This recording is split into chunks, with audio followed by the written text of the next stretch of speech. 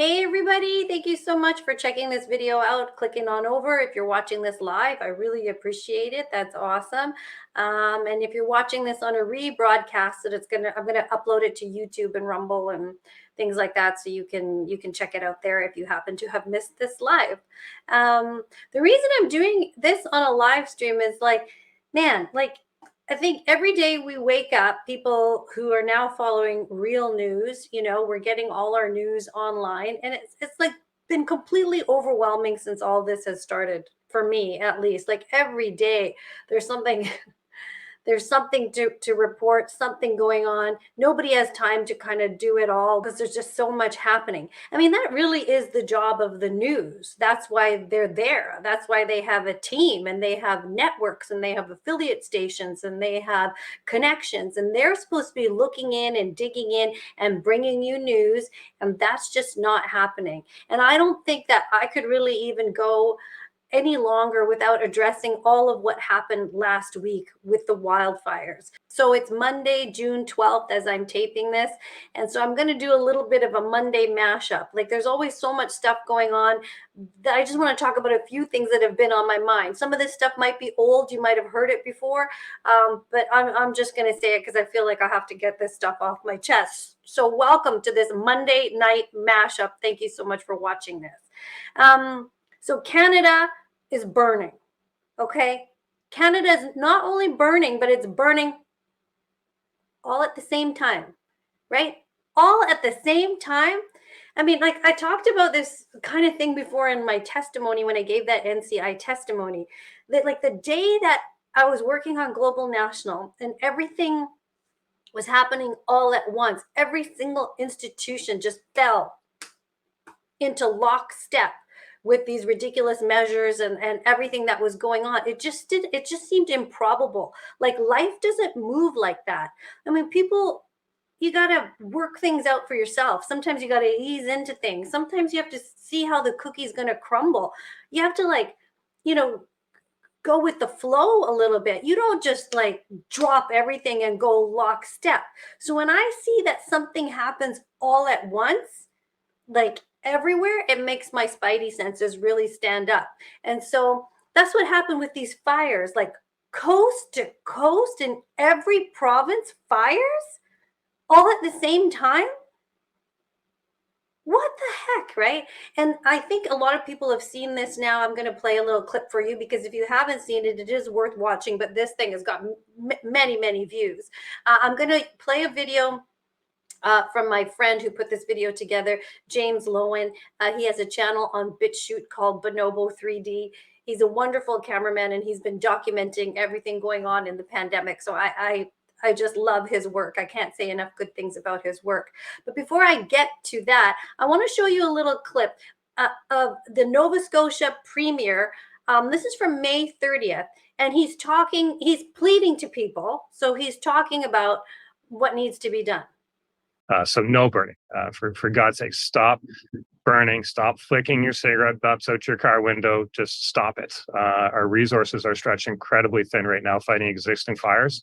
We have to protect our resources where that's possible. And we're going to take whatever steps we can do to protect our resources. That's why, effective at 4 p.m. today, all travel and activity within Nova Scotia's woods is banned. Travel and activity in our woods is banned. We're going to stop the travel. We have to do what we can. Yeah. So he's telling you, don't go anywhere. You ain't allowed to go all up in there now. He's like restricting your movement. So can you recall another time when your movement has been restricted? It's almost like, and to say, so you're restricting your movement, do not go up all out into the bush. Okay, fine. But are you really expecting people to believe that people are flicking cigarette butts out, and that's how these fires are starting, from a cigarette butt like that? It's going to start like a colossal friggin' inferno? I don't think so. It just doesn't work like that. It just seems so improbable to me. I'm not a firefighter, but that you'd flick a cigarette butt out and like an inferno would start, like all of a sudden, like Backdraft, that movie Backdraft, like Dustin Hoffman's going to run around or something. Tom Cruise is going to run in. Speaking of movies, life these days is like a movie. So anything that you think sounds ridiculous, like that could be a plot from a movie, is probably true. So he's telling you, he's restricting your movement. So that's very, very dangerous. They start to tell you where you can and can't go. Remember, we've been down this road before. We've been attacked before. We've been told what to do before. But now it's like, if it was a virus before, well, now today it's fire. It's going to be always something, right? So the people who are sleeping, there's not too many of you left, but I do know a couple of you. Like, think about it. Think about anything that happens systematically and anything that is limiting rather your movement and forcing you into a circumstance, right? I don't think this is how major infernos start. And so that's why I really appreciated some of the video that I saw from last week.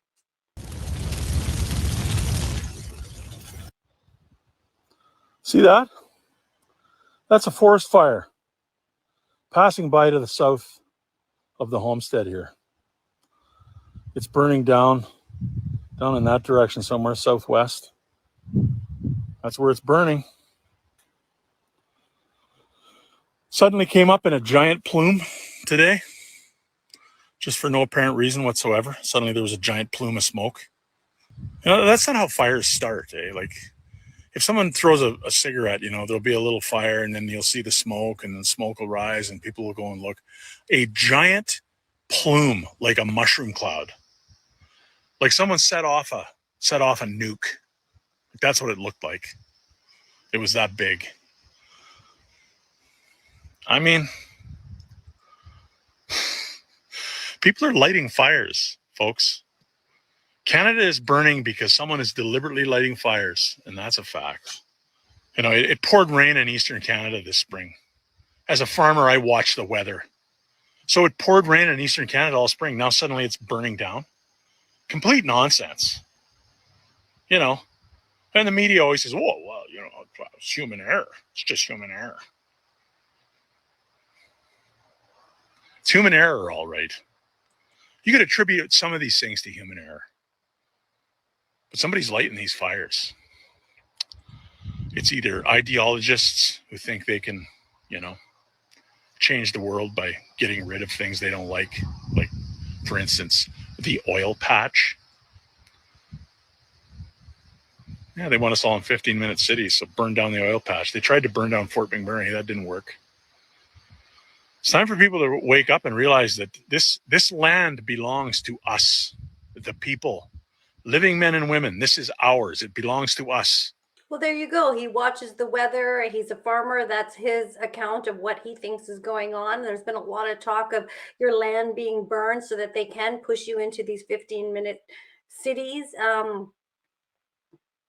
don't know. I mean, they also talk about putting people in modular housing for people who have lost everything. So they're like, it's like they create the problem.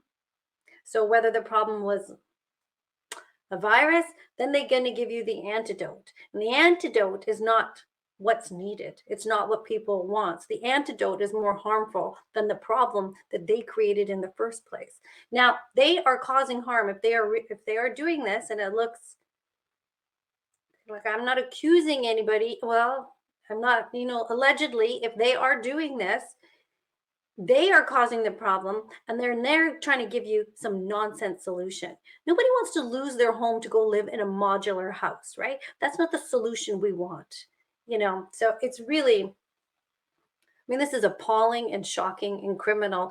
If we ever one day in our lifetimes find out that this is true, that these fires, these are not accidents. This is arson.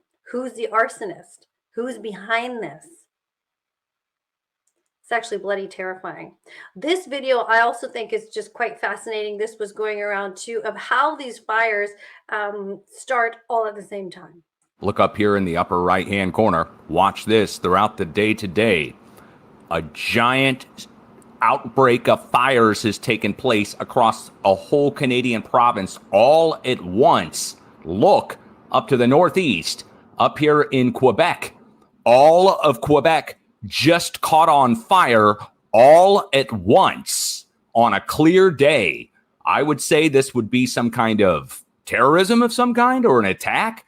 Here it is. Here we are. I'm going to let the images load. You can see this morning. It's clear. Just partly cloudy skies. Nothing really crazy going on there. And then, well, here's last night. Here's today. All of Southeast Quebec just caught on fire, guys. All of it. Insane. Insane.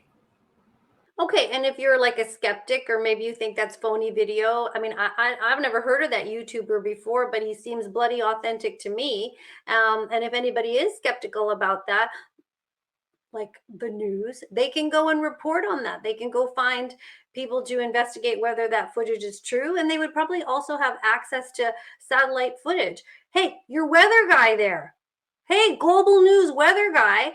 Weather guys, whoever is still left there, go and pull up some of this satellite footage and see if you can find it and source it and show us if it's accurate or not, and also show us the other provinces. How are the other provinces? How are they all setting on fire all at the same time too? Let's see the satellite footage.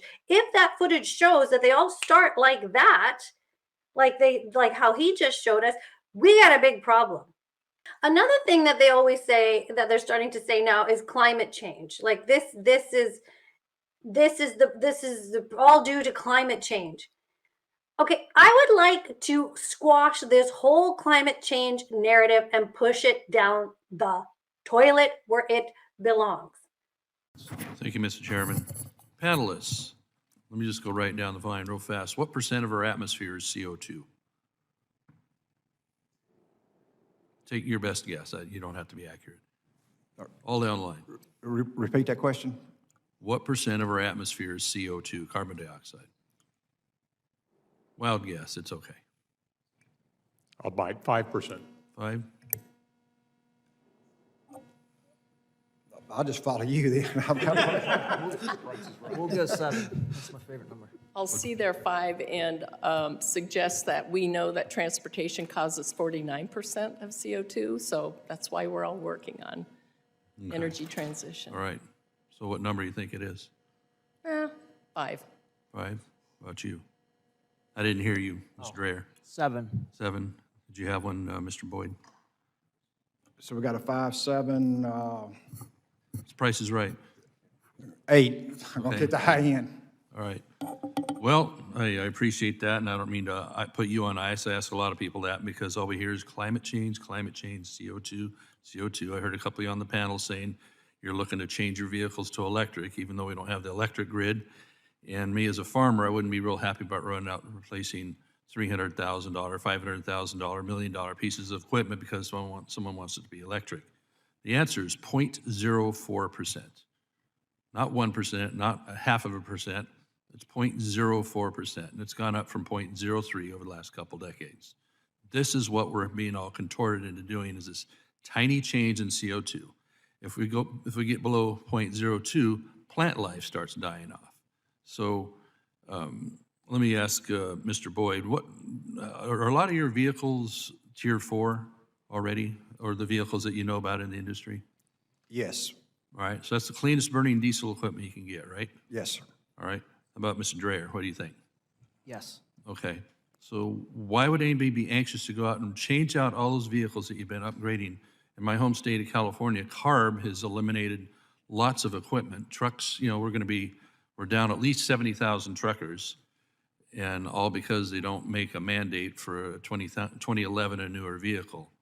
And so it's going to be harder to get things from the ports, all that. So anyway, I just wanted to underline that as we all get all giddy about trying to make everything electric, especially in my home state when they're shutting down the power grid and taking out hydroelectric dams, and they barely kept in place the nuclear power plant for an additional 5 years, which is 9% of our grid. I don't know how we're going to do this. I don't know how you guys are going to do construction out in remote areas where there isn't power lines yet nearby or what have you in order to charge this stuff. Maybe you'll bring generators. So Gas is not bad. CO2 is not bad. You need CO2 in the air because plants aren't going to grow if you try to get rid of it all.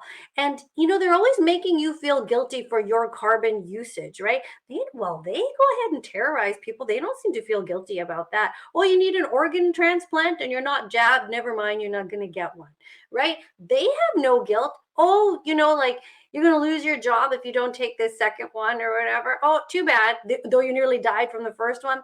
Sorry, they have no guilt, but they're trying to carbon guilt the crap out of you. Please. I just want to show you one more thing. This is a video that I saw somewhere online from Alberta. And when you listen to this man and you listen to the way he's speaking, I don't know, when my heart and my head, when I listen to people like in this clip that I'm about to show you, I believe them.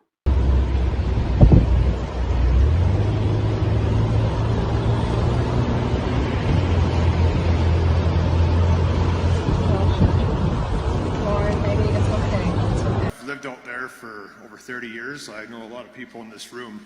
I knew about that fire before lunch on Friday, thanks to our Facebook group. Not one of you at all gave us a warning till 4 o'clock. So to hell with your damn political speeches up here. All these people in this room rely on you people to get us information.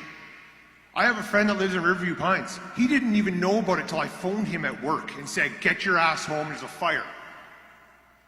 Then I got a horse trailer coming to my house and they get blocked, told they can't come in, until my buddy's wife says, I'm gonna run your ass over if you don't move. So explain to me, Mr. Lemieux, how your system with all the livestock works when there's cattle liners lined up for my neighbor's 300 head of cattle on Highway 40 and they can't even get in. Your response was garbage on Friday. The neighborhood was more organized than any one of you, including bylaw. So let us do our jobs. A local resident who we all know who it is, I won't name him, got kicked out today. He had his own D6 in there before you guys did. And he was pushing dirt before you. And he got kicked out today. He had a second dozer show up yesterday and got turned around. I was told there was 8 more en route, got turned around. Pipestone Energy offered their pumping equipment to pump water, denied. You guys have resources coming out the ass from everybody that's experts in their fields here, and you said no. That resident with that dozer is so mad he's not here right now. I spoke to him personally this afternoon. He was scared he's going to get arrested if he showed up. He has done more for our community than anyone on that stage. So spare me the political crap and tell us what's really going on. When we got guys offering up their $1 million pieces of equipment to come in and get the job done. Anyone? Mr. Lemieux. Yes. Oh my God. I don't even know what to say after watching something like that. It's so obvious that the community always rallies together. The people are on it and trying to help each other. While the people, the people who govern us, the people who take our tax money because they're supposed to look after us and have all this infrastructure in place, flood relief, fire relief, when they're sitting there on stage looking like a bunch of wet socks or whatever, and people are pleading in the audience looking for answers. The man in that clip said, tell me what's really going on.